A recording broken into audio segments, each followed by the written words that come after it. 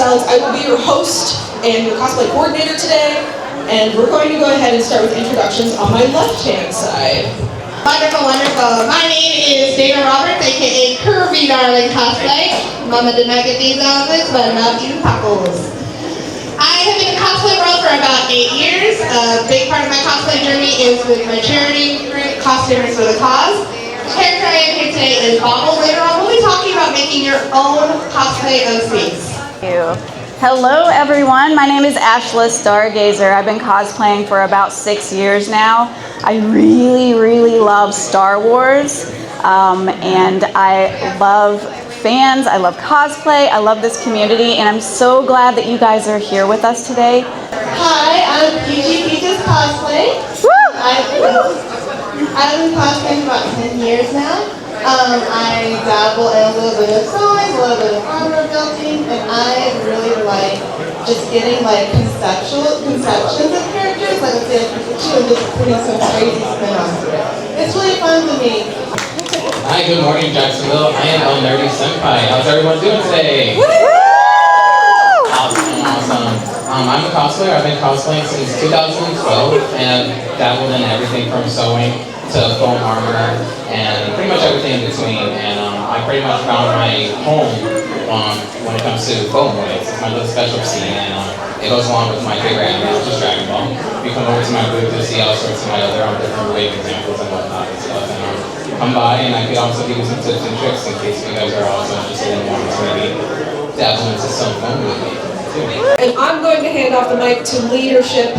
Hi. Curvy Darling is going to lead our Cosplay is for Everybody panel, which is about diversity in the cosplay community and what that means to us. Alright, I know, what a change, oh my gosh. Alright, so, yes, please do come a little closer if you want to. So, for those of you in the back, we are about to start the Cosplay is for Everybody. This is a panel about inclusivity. This is a panel about opening our doors to all kinds, all ages. So please do come. We're about to get emotional up in this library. So here's your disclaimer. Emotions will be high. And I'm not talking like, I'm talking like, oh my God. So prepare yourselves. So, once again, my name is Curvy Darling Cosplay, and I'm going to let all of my esteemed panelists introduce yourselves. But when you introduce yourselves, I would like you to either give an example or give a message on what inclusivity means for you. For me, I will be advocating for the plus size community and for the moms, because moms can be cool in cosplay too. So we're going to give it off here to Mira.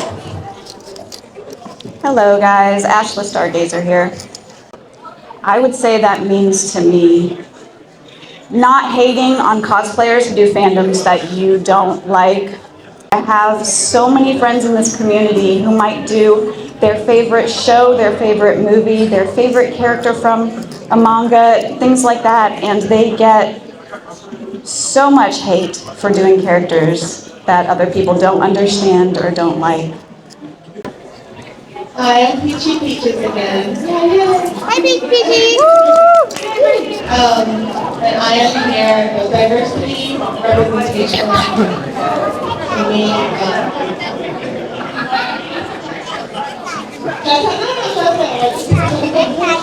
don't know if you've seen House of Hotel, but Nifty, how she gets with the camera, sometimes this is how I get on the mic, and then like my brain starts that's do we need to play Princess Pop Con? Right?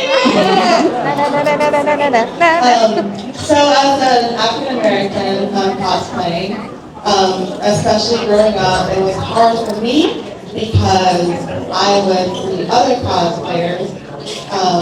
So in that community was predominantly cis women that are fair skinned. It's like you would see like Zelda, say, I would see her and like, oh, it's like Zelda walk off the screen. I could never do that. So I am here to represent that side of representation. Good morning, everyone. I'm El Nerdy Senpai, And when it comes to inclusivity, I represent the inclusivity of cosplayers over 30. Now, I know I'm like showing my age a little bit here, but that's all you guys get. But I'm a solid advocate of them because that it's so many multiple reasons. Like for me specifically, I'm a father, so trying to balance being able to do cosplay and still have family life balance and work life balance, and also just physical health as well too. Once you get to an age, the body does not hold up as good as it used to. Like those I had conventions and those parties. Can't contract as much anymore. Can't contract. So it's a lot of. We're not gonna talk about that. I'll be honest, I think sort of those A little louder, Elnardy. Sorry. Thank you. Hi, my name is Countess Alex, and I'm here to represent the LGBTQIA+ community. Now, I just said a lot of letters at you, but what that means for those of you who don't know is that I love and represent you a little bit differently than the normal people that you would meet day to day. It does not mean I'm not a normal person, it just means that I'm a little bit different. So, growing up in the cosplay community, that allowed me to feel very free within myself, especially when it came to something called crossplay. And crossplay, it has to do a lot with exploring different genders in cosplay art. So sometimes I dress like a man, and sometimes I dress like a lady, and sometimes I dress like neither, and both of those things are good. So that is what I'm here to represent and talk about today, and how that exploration is very free.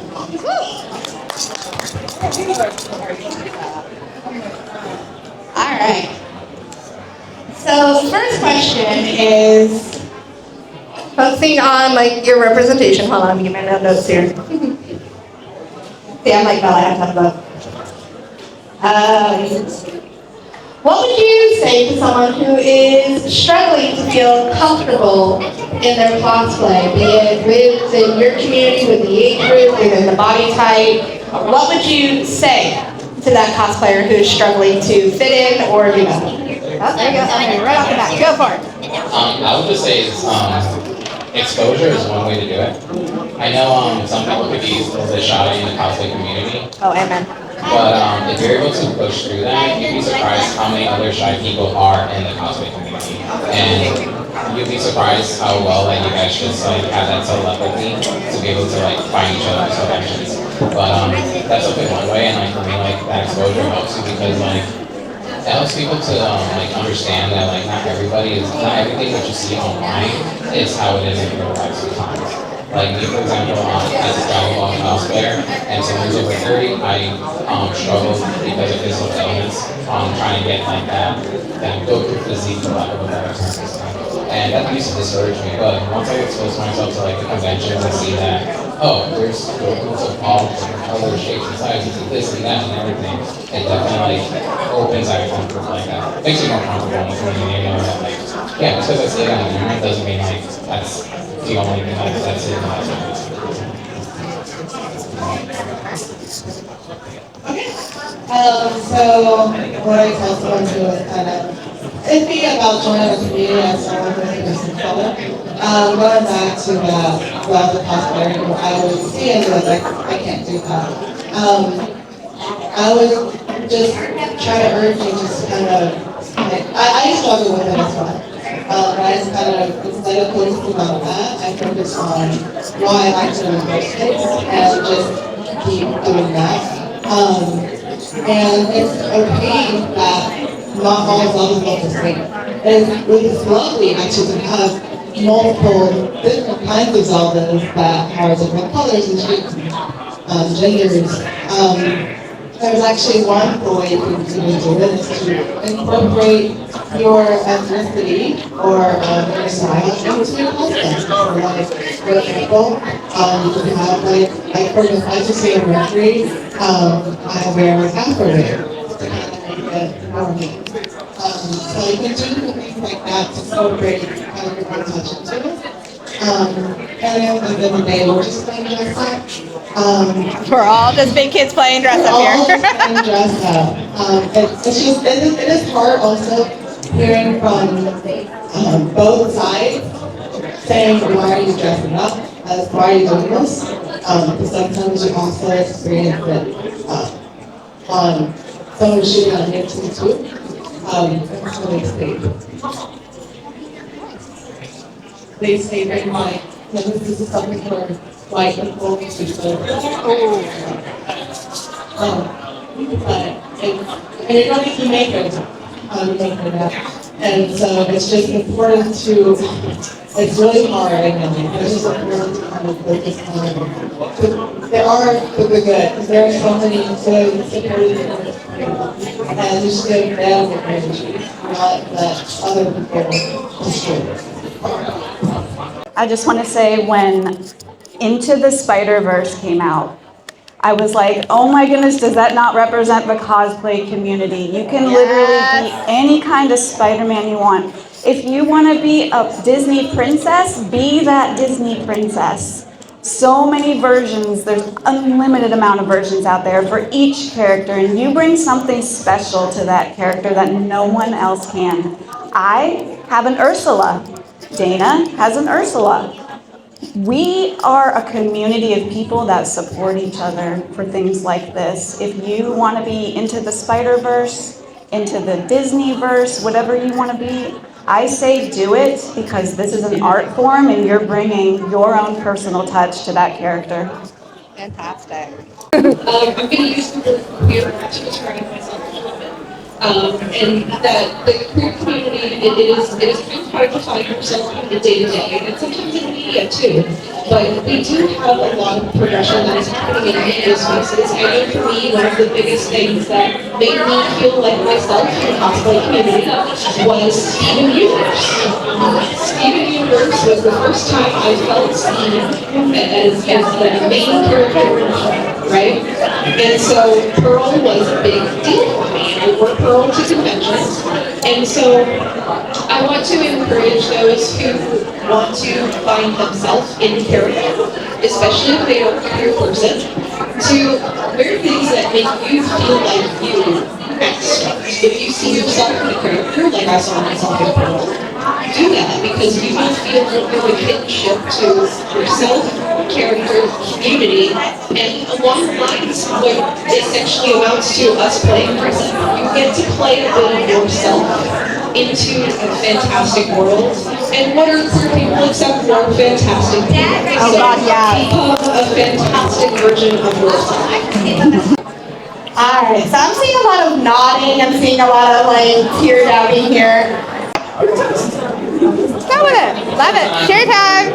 We'll tell you guys some stories. Yes, we will. So I am a part of the fantastic community organization right behind you called Costumers with a Cause. And Costumers with a Cause is an organization where you can take your characters to community spaces and entertain people as a performer. I used to be a Barbie performer and do the Mickey Mouse branded characters for birthday parties. I no longer do those things. I now do them for charity. And one of the fantastic things, my first time I was in costume, doing Costumes with Cause for my community, I wore Pearl from Steven Universe. And I thought no one would know who I was. I was wrong. One of the things that I like to reflect on as someone who is a queer individual in the community space is an interaction I had with a small human at a Christmas party here in Jacksonville. So Costumers with a Cause got invited to what is called the Jacksonville Christmas Party, and if you don't know what that is, it is a fantastic event where families who cannot afford Christmas are given Christmas. We are able to give them presents, and we in character also get to hand out the presents and meet everybody and be a part of that celebration of joy around that time of year. So I'm in Pearl from Steven Universe, and a small individual, I don't know their gender identity, I'm just going to say they had very cute hipster glasses, they were to be about 14 years of age, and they had what I like to call the signature side shave haircut, and they came up to me, and they looked me in the face, and I'm standing, I have to do the dance. Standing, and this child comes up to me, stands up here, looks up in my face, try not to cry, and they said, Pearl, it is so important you're here, and I love you. And in that moment, as someone who saw myself looking at representation in that child's eyes, I understood why cosplay is such an important universal language, and that we should continue to encourage each other in these spaces. So as someone who is part of the LGBTQIA plus community, it's a very long story, I would like to encourage you to do the things that bring you happiness and inspire others along the way. Because whether you know or not, simply being yourself is inspiring. Anyone else want to share stories? Alright, so I'm going to try and get through this without crying. Show of hands, and if you want to, when you were younger, or even now if you are younger, how many of you have passed up a Halloween costume because either A, it didn't fit, or B, you didn't feel it didn't fit you, as in the character or something like that? Yeah, okay. Growing up, I've always been a Kirby darling. It's always been part of who I am. The first time I put on a princess dress, I was 32 years old. Yeah. However, I've been a Disney fan since the day I was born. There is not a Disney trivia that I am allowed to in the city of Jacksonville. I am literally banned. They go, you keep winning, but I like Disney. I learned about those. So, when I looked around, I saw nobody my size, no adult or teenager wearing dresses, princesses at my size. When I became a mother, my first thing was making sure my child knew that anything he wanted to do, anything he wanted to be, he would have his mother's support. Did I learn how to sew? Absolutely. If that boy wanted to be a Ninjago ninja and it didn't come in his size, Mama was going to make that Ninjago ninja and he was going to come in his size. Later on, I was blessed with getting to be in my niece's life. And she's over there, Hello Kitty, hi Kitty. And she desperately needed a community, but it was, I can't be this character, I'm too short, I can't be this character, I'm a girl. We introduced her to these wonderful folk, and they suddenly had new projects. So for me, seeing people like me, my size, my age, my dynamic, being these magical characters, I hope inspires that little girl that I used to be to buy the dress. Because nowadays it does come in our sizes. People are being more accepting that we are not all box Barbie here. We all come in different shapes, and that is a leaps and bounds in the fashion community and in the cosplay community. So parents, we'll talk about this later with kids and cosplay, supporting our young ones so that they don't have to deal with the discrimination we did is extremely important. So having people like me in this community, it does affect the next generation, so that that little girl who wanted to be Princess Jasmine but had a little bit of a baby belly can see that someone with a bigger baby belly is still being Princess Jasmine and she can do it too. I kind of have a story that's similar to Council's comments. But I wanted to preface by sharing something that really discouraged me first. When I first started cosplay, when I first was interested in potentially cosplay. You're good, you're good, you're good. I actually was in college, and they had like a club day where they have like tables representing products. And in front of the table, there's a cosplay club. It was the Auburn University Cosplay Club. I'm like, that's so cool. So I went to the table and I joined, and I was super excited because even though at the table, at least there was no one looking at me, but I still felt a little bit of the passion side. I said, maybe I should try this. I'm just going to take a leap of faith. I actually did find some people that did look like me, and we were able to all things together. It was really cute. And one day, someone came by interviewing for the newspaper, the Auburn local newspaper, and he was interviewing us. And I was like, oh my God, that's so fun. He wants to like share us what we're doing, and etc. And when it was my turn, I was super excited, I was answering my questions, like, oh my god, like, we're going to share these things, maybe people know about us. And then he was like, okay, I have one question I can ask you. I said, okay, what's that? And he was like, why do you cosplay with that? And then he died laughing because he said, I just remember just being flabbergasted. Like I couldn't answer because I was so taken aback by it. And I thought, yeah, right. And I was like, well, Goodness me. maybe this isn't as accepting as I thought. But then, so I kind of chilled out a little bit, unfortunately. Then I went to Jacksonville, and I did kind of We do have a nice We have a great community here. And we actually had, there's actually one particular situation that reminded me of a year situation with Cheryl I was actually I was in Sailor Mercury at the graduate convention, and it was a black mother and a little black girl walking, and all of a sudden I was in her like little sheet, and she's like, mommy, it's a princess, and look, she looks just like me. And that's when I realized that it is important to like do these things because you don't know who's going to see you. You don't know if you don't know who that you're going to inspire. And even if, like on social media, even if you don't get all the shares and blah all the other all the traffic, you're still seen. We still see you. And so just keep doing it because we don't know who you're doing. We don't know who you're going to inspire.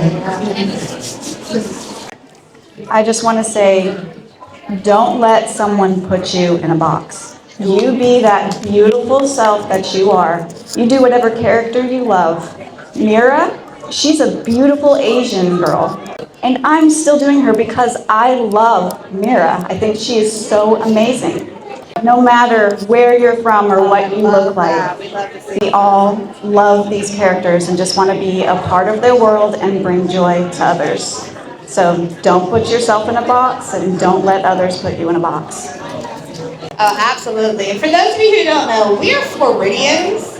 We're the pirate state. We look at your rules more like guidelines, and then we go cast our own ship. Kind of what we do.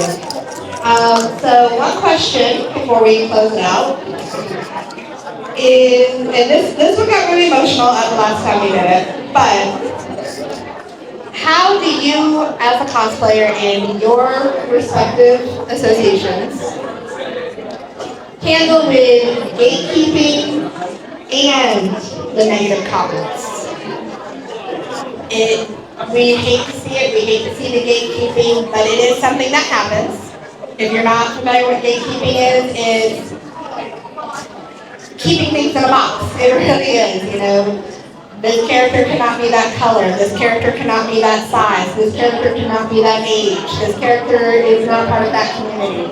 And they try to keep it purity of that. So how do you respond to those difficult situations? Get it done. Toxic people, you're going to run into them your whole life. It's just the way of the world nowadays. If someone is on my social media account, my page, commenting toxic, nasty things, delete and block. Because just like my friends, you only need people that are there to support you in your life. So I don't entertain it. I don't reply to their comments. Some of them are just wanting attention. Oh yeah. I don't give it to them. I don't need them in my life. I keep the people in my life that are positive and bring me joy. Very good. There's actually a situation that I wanted to shed some light for some people who are unaware. A few months ago, there was actually a black cosplayer who experienced a lot of being negativity in the building. Squid Kid and the woman, Ashla. They were bullied a lot to the point where they unfortunately quit. And so seeing that situation actually realized that I really thought this community was like really like exponentially in the right direction. And then this happened and I realized that I am the same as Ashla. I believe that from my personal experiences, with the art, negative comments, negativity, trolling, just even block, do not give them power, because like, you're just living rent free in head and they're like nothing, just they're really happy. So just don't give them the satisfaction of being happy. And with gatekeeping, Disney, especially in Disney areas, Oh yeah. The House of Mouse. the mouse oriented company. Oh yeah, now you're right. Yeah. Like you were saying before, people know who you are. Like just for me personally, I've never lived in this area. And before the live action, when she was white, and I was told that you should dress up as her because there will be confusion because in the movie she is like this. And I still dress up as her, and guess what? They took it like I'm zero. Like, what do you mean? Are you really dressed? Do you have a red wig? Yeah. Exactly. Everyone knows. Like if I can get called Elsa as fairy godmother, I think you're good. So like Ashla was saying, there will be negative people. Just don't bring the power. And just do what you want. Because, Yes. I don't know, I gotta look at my Yeah, we are all big kids playing dress up. yes, and exactly, big kids playing dress up, big kids money. And I don't know, it's great to have like contribution to an already great, like a great side of the community, right? So, like, I don't know, just there's great support here, and so just be a part of that. You can also be great support to other people who may also need it.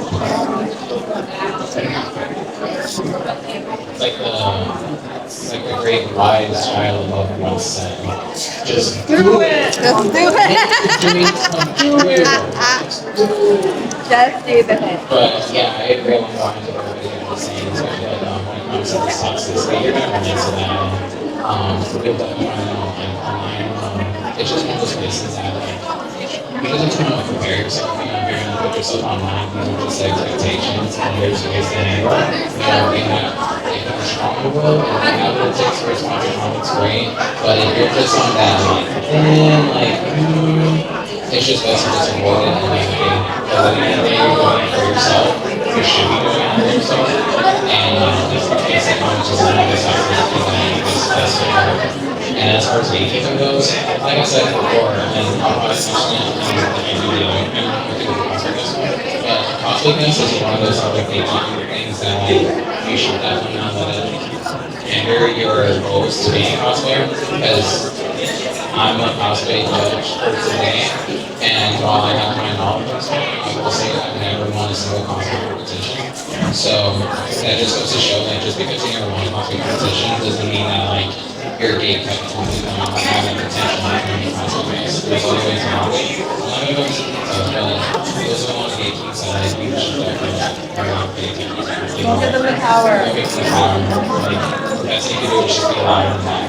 Meanwhile, it's focus more on stuff that you We're always loud.